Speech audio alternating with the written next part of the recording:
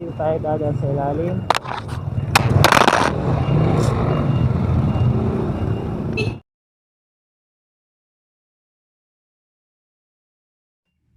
Let's go, viajero!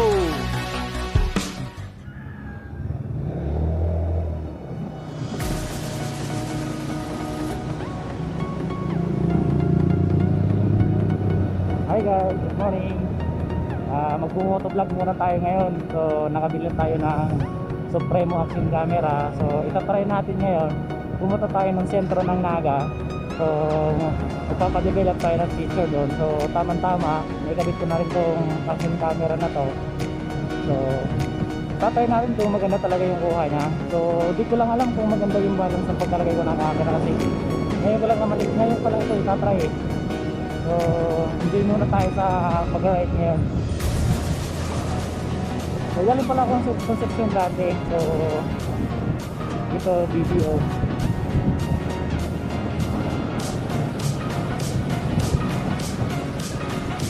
So first time ko lang ito guys na mag-motovlog na ano, na gawin muna tong content na to. Kasi palagi naman ako nagmo-motor, pag may pinupuntahan project, yung trabaho. So tama-tama to yung camera na bili ko ng ano, Supremo. So yes guys,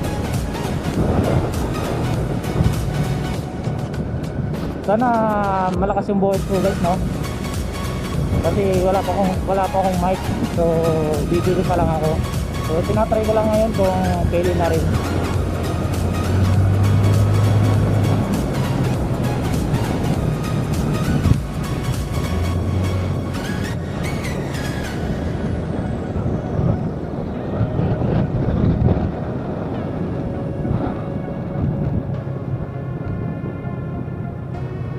So ang kinagandaan dito guys sa nabili kong action camera na to kasi may remote na siya dito, may remote na siya. So ito siya guys. So guys, hindi ka na magano dito sa camera, control mo na siya na nasa-off mo lang yung ano, yung remote.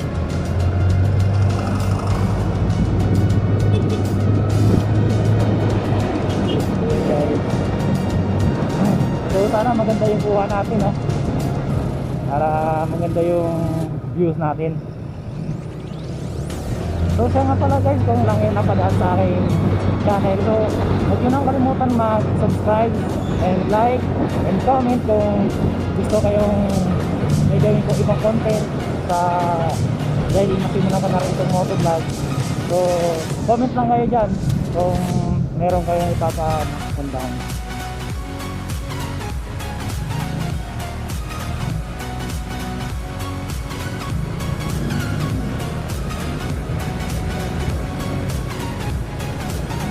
So guys, malapit tayo sa circle yung sa may bilog.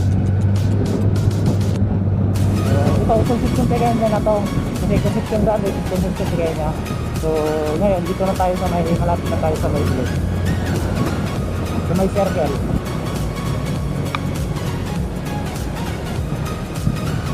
So ayun nga guys, tumama yung visor ng ano ko, ng helmet ko kasi ano, medyo malapit yung pagkalagay ko ng camera. So pagbaba ko yung visor, nakapatong yung visor doon sa ibabaw ng ano, ng camera.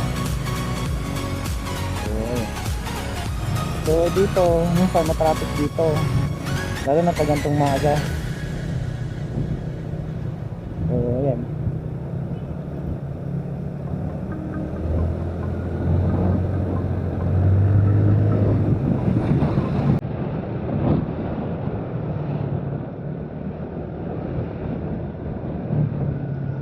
Minsan alam nyo, yung katulad ng sinasabi ng ibang mga nagmo-motovlog na rider na nakaka-relate din ako sa sinasabi nila, bakit kamo? Kasi alam mo yung nag-drive ka, salita ka ng salita yung basta yung ganun. Pero nakakatuwa naman yun, no? Kasi yung parang nagkikwentuhan kayo habang nag-drive ka. So parang nakakaano rin, kahit yung parang kinikwento mo yung camera, ganun. So mas okay lang din yung ganito yung ano eh, kasi pag nasarap mo ng camera nangyayari. Mas maganda yung video nasa likod na ng camera, mas nakakapagsalita ako dyan. Pero pag nakaharap ako sa camera na, nauutal-utal ako, saka minsan nakakalimutan ko yung sasabihin ko.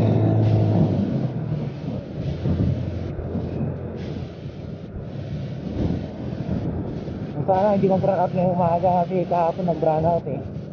So sana makapadevelop tayo ng feature kasi kailangan yung sa project namin.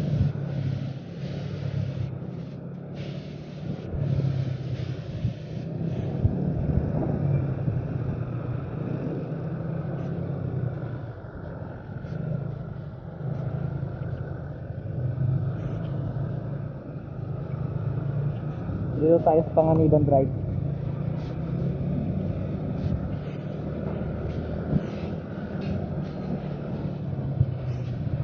Kung namiss nyo yung aga, panoorin nyo lang tong mga vlog ko kasi halos baka dito lang din yung mga vlog ko sa Naga.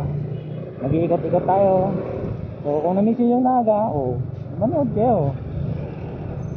Basta huwag nyo kalimutan mag-comment or like kayo sa ating channel. Siyempre, mag-subscribe na rin kayo, di ba? Para mas marami tayong mapupuntahang lugar. At laging pag nag-subscribe ay laging pindutin yung notification bell para lagi kayong update sa mga vlog, videos na gagawin natin. Diba?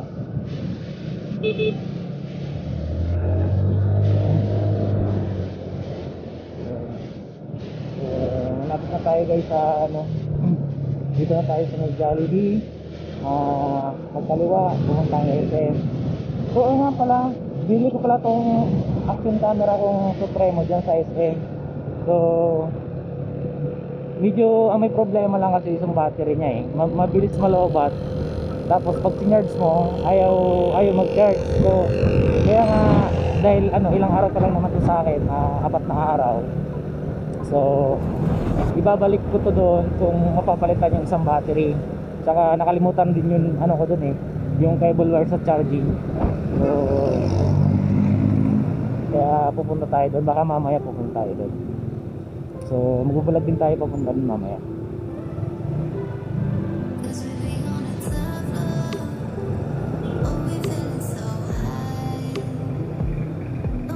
So paano yan? May checkpoint dito. Magkamali siguro yung Barala.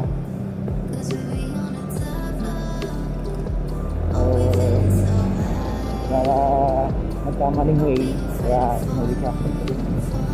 Dito tayo sa tulay ng Panganiban. So pagpasok natin dito, bilisan na to, Franca natin, pagliko natin dyan San Francisco na simbahan.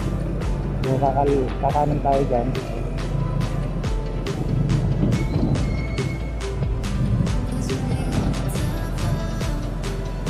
Dati nang bago-bago lang ako dito sa Nala, parang nalilito ako dito eh. Wala mo yung minsan yung mga daan dito eh. Tanga-tanga. Sabagay kahit saan naman na city or bayan eh. Kasi marami talagang sikat-sikat na daan. So medyo malapit na tayo sa pagpapagalapan natin. So pagtawid lang natin dyan, pagkaliwa natin. So ito pala yung simbahan ng San Francisco dito sa sentro ng Naga.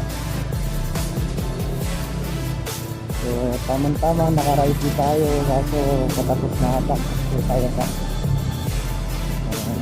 Okay.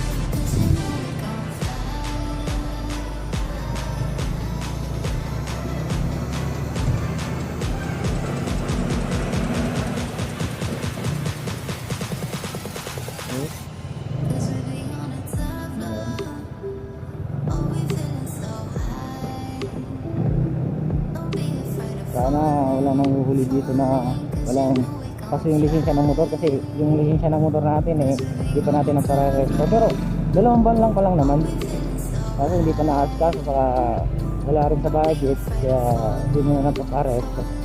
So ingat-ingat muna tayo sa mga checkpoint na guys.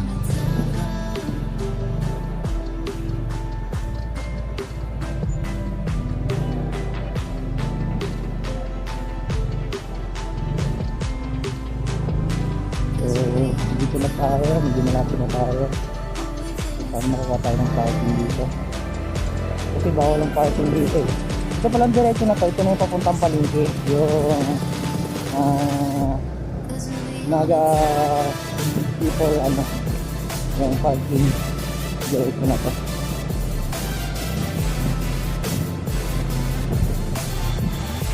So, ayan.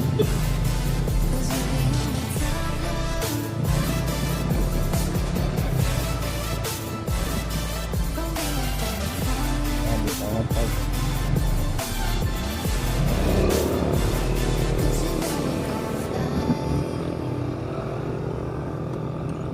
Ano guys, tapos na tayo magpa-photocopy and pa-develop. So, punta tayo ngayon dun sa Manta, yung mga binibila ng makina. So, dumiretso na tayo kasi dito na rin yung way papunta doon. So, tatanungin natin kung magkano daw yung makina 6.5 horsepower, kung magkano daw yung price. Yung pangalan niya ay Lungsin. So, pinapatanong ng kasama ko si Kuya Nano kasi may nagpapakambas daw sa kanya kung magkano daw yun. So, pupuntahan natin ngayon, dadaanan lang natin kasi dito lang din naman yung daan ko, so dadaanan ko na lang din para hindi masayang sa oras. Ito nga pala yung itsura ng market dito sa sentro ng Naga City. So, dito medyo matraffic dito kasi ito talaga yung daanan ng mga halos dumadaan ng palengke, gano'n.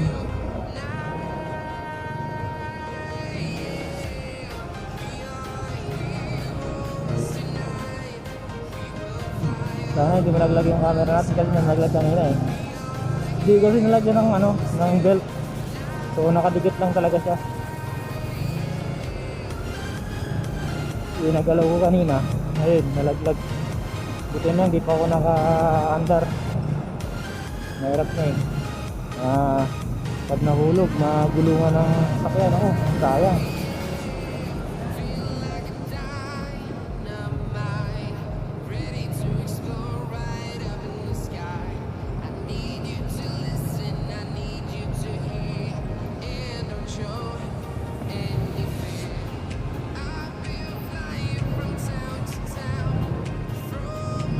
Palabas na tayo, dito tayo dadaan sa ilalim.